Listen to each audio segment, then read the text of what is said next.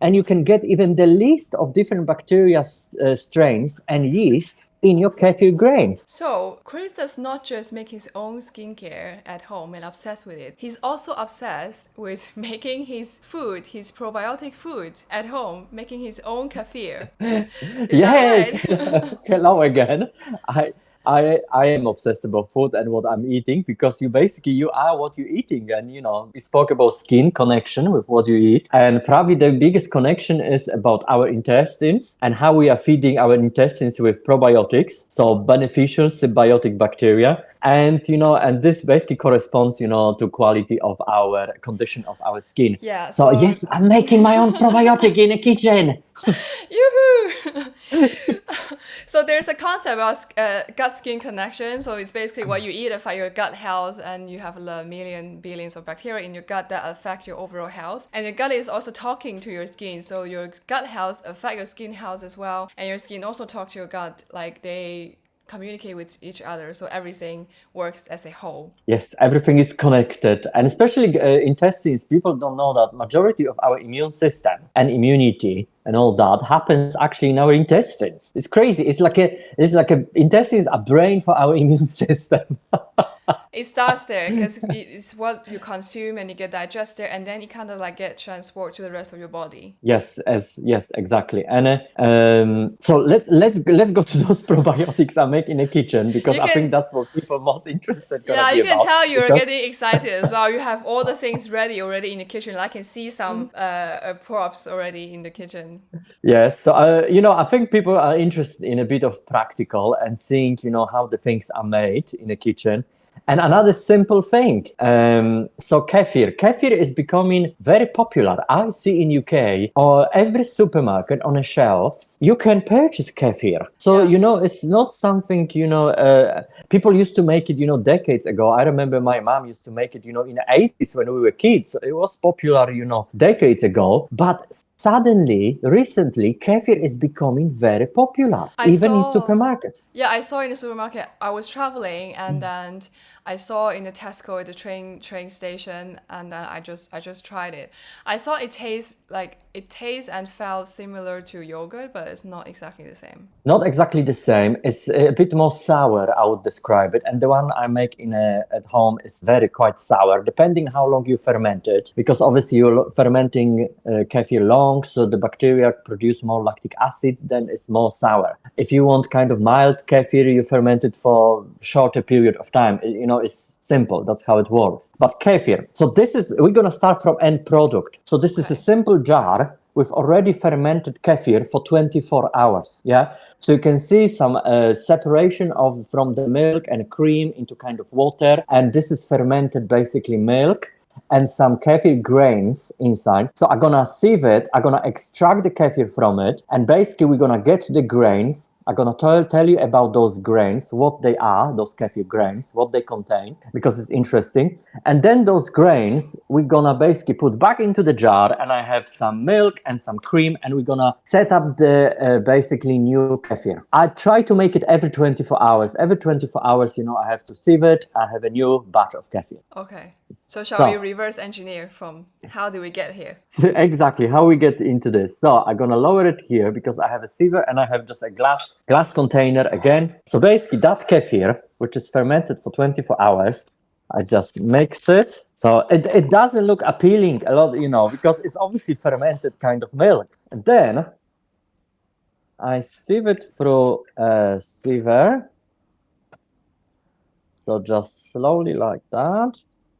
Because obviously I want to separate that milk and that kefir from the kefir grains. So the grains I want to keep on a sieve on the end, and in a jar I want to have just a kefir. Okay. So how do you call this again? Like we have something in the labs that's similar. Well, this is like a similar to beaker or something. Yeah. So you separate molecule or substance of different sizes, right? Obviously, like milk can go through because it's like liquid and smaller molecules. The bigger Yes. grains and stay on top. So I nearly got to the level when the kefir went through, and here I have a kefir grains. So Oh that's wow. kefir grains. But Kefir grains are actually not grains. It's not like grains of rice or something. This is actually, those grains are built from polysaccharides and peptides, which are produced by beneficial yeasts, cultures of yeasts and bacteria. So this is combination of different strains of basically yeast and bacteria, and it's estimated around 30 to 60 different strains of bacteria and yeast. I mean, lactobacillus, lactococcus, Saccharomyces, for yeast, beneficial yeast. So you may have a lot of it. That's why this is called one of the most diverse fermented type of food you can consume in the world. It's that rich. This is a gold. It's gold. For probiotics, I would say this is one of the strongest. I don't want to say the strongest because people always argue, but one of the strongest, the best probiotics you can consume. So, those in the pills, you cannot compare to real kefir. And basically, when I'm gonna see with the rest of that kefir, so I want to just basically end up with the grains. And what else we can say about those grains? So how you get them? The best way of getting them from people already have them. So, if you know somebody already in your family, friends, because actually a lot of people make kefir at home these days, they can share with you because those grains, kefir grains, they grow. Like so every 24 hours, they multiply. They grow them in milk. So when they ferment the milk, and basically they use lactose, in the milk. So, like people have intolerance to lactose, a lot of people. Actually, kefir, a lot of people, even in lactose intolerance, can drink kefir because actually, that fermentation process, those bacteria and yeast, they use the lactose, which is a sugar from milk, to ferment it. And I'm thinking, so could you walk us through the process of like how you got that jar, like from the very, very beginning? What did you buy and you leave it in the fridge or whatever, where, for how long to get that thing, and then you do this process? So kefir grains, the first kefir grains, I got it online. A lot of people actually sell kefir grains, and you can actually sell certified kefir grains. So they are certified. So somebody tested those kefir grains in a lab for the content of different beneficial strains of bacteria and yeast. So, I bought certified kefir grains online. You just type it in a Google and, they are suppliers. And you can get even the list of different bacteria strains and yeast in your kefir grains. And they come in a little bag by post, and you basically mix. So this is a lot of kefir grains because obviously I grow a lot of them. But you get probably a spoonful of those kefir grains by post in a little transparent bag, they come, and you mix them. So what I do, so we have a kefir now, grains here. So I put them into the jar. I put them basically into the old jar as well. I don't wash the jar because all that, it's not dirty. All that the bacteria and everything is around it. It actually helps, kefir to settle in that jar. They actually prefer, not washed, clean jar. So those grains are going back to the jar, and the same when I get the kefir from supplier, you just put them in a jar, and then you buy a milk. I must say as well, the best milk for me, the best milk for making a kefir is a raw organic milk. So I get my milk from local farm, from the cows which are running, just close by in a countryside where I live, basically. And it's a local farm. When they get milk, very fresh, it's a kind of certified organic milk. And I buy this raw milk, which is with cream inside and everything. And I use unpasteurized milk to make my kefir. Natural. Most natural. Because that milk everything is preserved in that milk. It's not, no compounds are killed by pasteurization process. Yeah, so you got the grains online, and then you got the most organic milk, and you mix and put it in the jar, and then for 24 hours. That's how you got the... And I mix that milk with the grains, stir it. If you want a more creamy kefir, I buy just a simple double cream, not organic, just simple double cream. And I add a bit of that double cream as well to make it more creamy, because it's just more tasty when you make it more creamy. and just stir it. I keep it in a kitchen, open. Don't close the jar. You keep it open. You can put some kind of sieve over it as well if you worried, something gonna land on it. But my kitchen is very clean, so I put it basically in a corner in a kitchen in a room temperature, and literally in 24 hours, this is gonna turn into the kefir, fermented kefir. That's how simple it is. And those grains obviously are gonna have more and more of these grains. So what I do with these grains, you can eat actually those grains because these polysaccharides, proteins, and basically life cultures of bacteria and yeast. People just throw them away, but you can give it to friends, to family, so they can make a new kefir, or you can eat it, or I even give it to my dogs as a probiotic. Oh, I was gonna say that maybe you can go give it to dog as well, and then I was like, oh, maybe it's not the best idea, but then I They held love back. it. They love it. They love it. Those because I get so much. They grow so quick. Those kefir grains. I give it to dogs, and they absolutely love it. And my dogs are pugs, and they're 15-year-old, and basically they have no health problems because I give them the best probiotics and supplements. Wow. So you give yourself and the whole family with your dogs the best food. So this is, kefir, and this is one of the strongest probiotics. And if you have problems with intestinal problems, if you just went through antibiotic therapy, you had to take antibiotic. So to restore your flora, your symbiotic bacteria in your intestines, this is one of the best methods, kefir. And I would say the second one I brought here to show you as well. I don't know if you heard about like a fermented cabbage. Sauerkraut is called. Yeah, I heard about it. I personally, I'm not a big fan, so I don't know that much about it. So I'm born Polish. So, and in Yeah, Eastern European cultures, very it's common. very, very And common, very pickles. popular. And pickles. So that's our cabbage. I mean, I sometimes make myself when I have a time, but I buy it when I don't have time.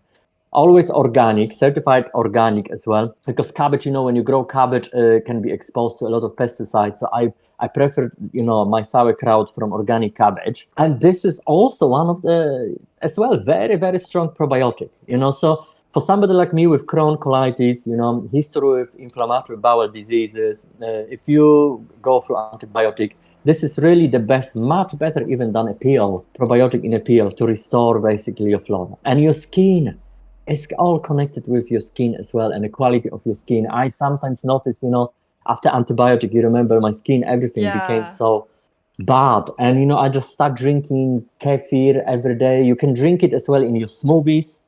I mix it with bananas, fruits, organic honey. You can make a smoothie from it. You can make it like a sour kefir. You can add a bit of salt, for example, some pickles into it. You can mix. If you like a sour kefir, or if you like sweet kefir, you can make it sweet smoothie. So it's versatile ingredient for different food products as well. Yeah, great. But so can we go back to that your process? So what do you do with the liquid at the bottom? Okay. So that liquid, we got from the jar from ready kefir.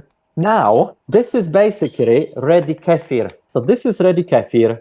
It's a kind of yogurty consistency. It's not as thick as yogurt when you make it at home. And this, I store it in a fridge and I try to consume it within 48 hours. So I have a small glass, like a 300 ml glass at morning. In a midday, sometimes I make a smoothie from it. And basically next day, that fresh batch of kefir, tomorrow it's gonna be ready as well. Yeah. So So let me just do a quick recap because I had no idea about any of these before today.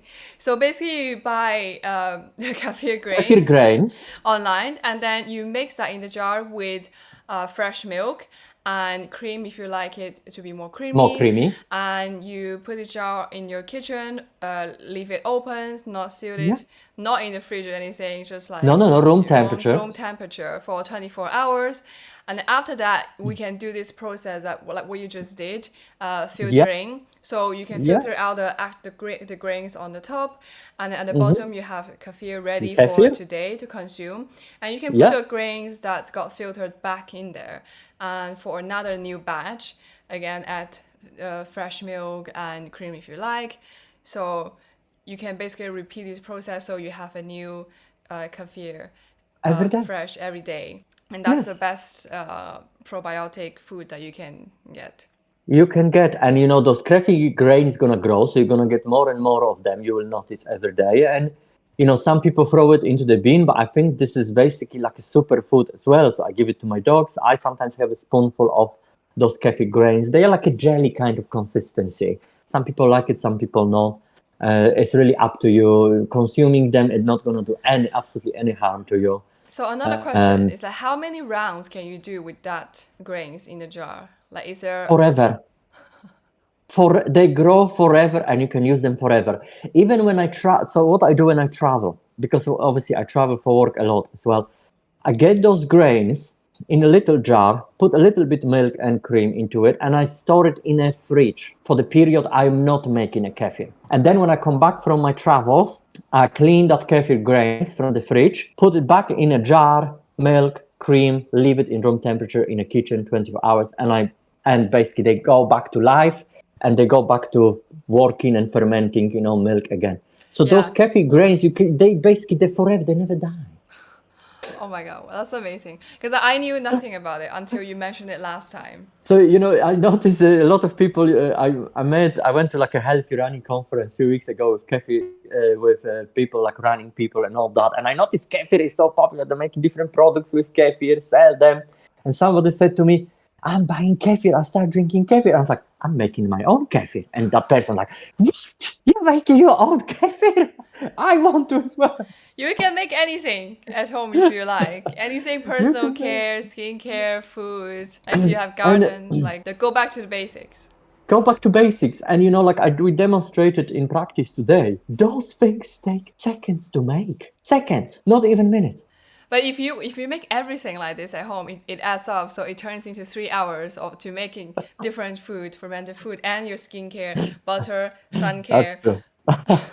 That's true.